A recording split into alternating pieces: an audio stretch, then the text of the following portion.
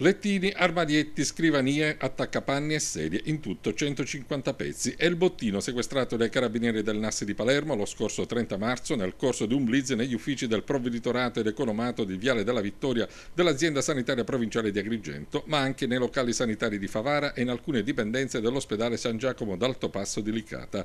Blitz in contemporanea anche nella sede dell'ASP e di una società di arredi a Catania. In tutto 5 decreti di perquisizione emessi dalla Procura della Repubblica di Agrigento, firmati dal PM Giacomo Forte, titolare dell'inchiesta, e dal procuratore aggiunto Ignazio Fonso, nell'ambito di un'indagine su appalti pilotati per la distribuzione di arredi all'ASP a favore di una specifica ditta che ha effettuato forniture diverse da quelle richieste e di valore inferiore. Un appalto assegnato ad una specifica ditta mediante illeciti accordi sulla cifra da presentare, notevolmente più bassa rispetto al prezzo della base d'asta. 4 gli indagati, 3 dirigenti dell'ASP e l'amministratore unico della società di mobili, ritenuti responsabili di turbativa d'asta e truffa in danno del Servizio Sanitario Nazionale. Si prevedono ulteriori sviluppi. E a proposito di sanità, il TAR ha annullato il bando di concorso per la copertura di 64 posti di infermiere bandito dall'azienda sanitaria provinciale di Agrigento. Un folto gruppo di infermieri dichiarati idonei ad un concorso bandito nell'anno 2002 dall'azienda ospedaliera di Sciacca hanno proposto ricorso al TAR, difesi dagli avvocati Girolamo Rubina e Giuseppe Impiduglia contro l'ASP